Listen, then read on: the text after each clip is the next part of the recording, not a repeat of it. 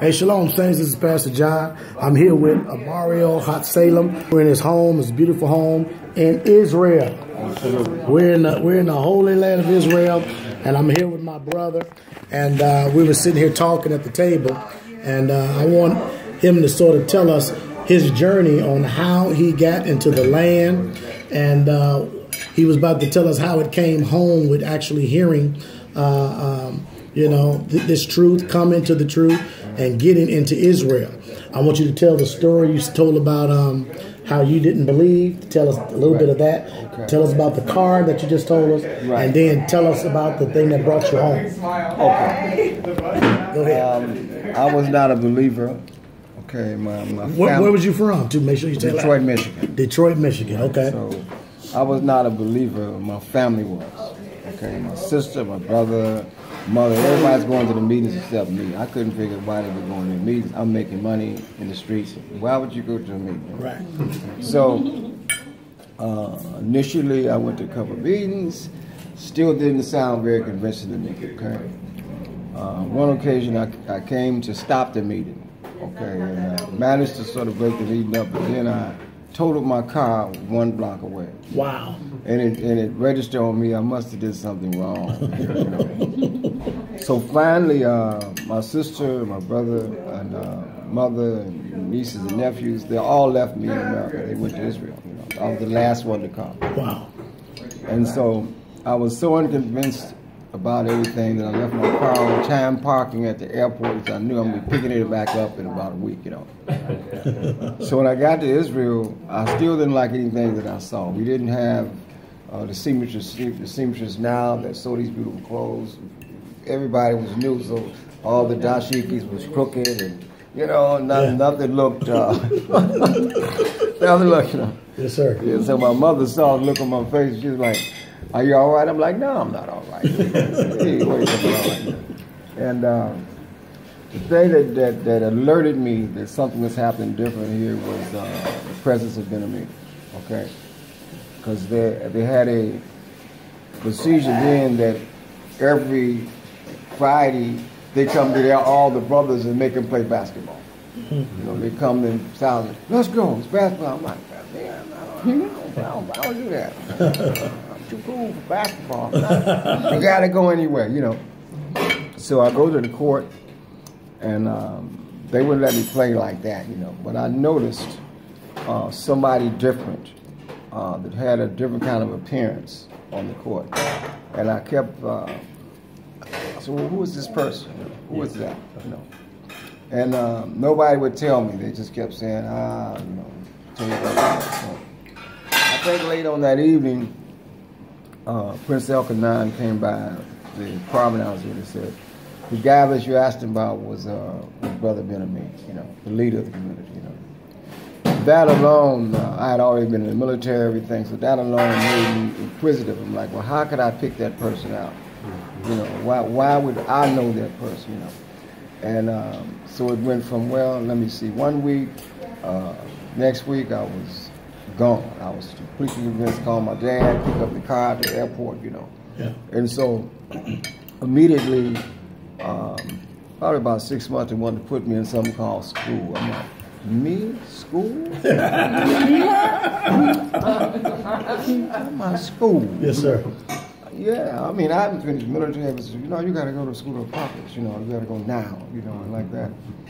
And in the school of prophets, the great teacher, Dr. Shalig, was such a dynamic teacher that it was nothing that he couldn't convince you of. Wow. Nothing, absolutely nothing. And while he was in his class, you fall asleep, he threw the Bible at you.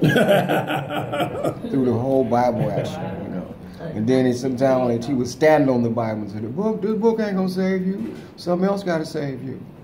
So he took me through history, which strengthened my faith.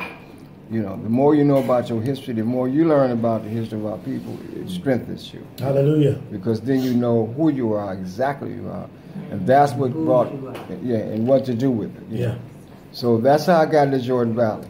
Okay, my friend Rabbi Rosenberg was in Jerusalem. He invited me up there, and we became great. He said, "Well, let me take a ride with me." So he brought me down here. So I'm like, okay, you know, so take a look. There's this house, this project.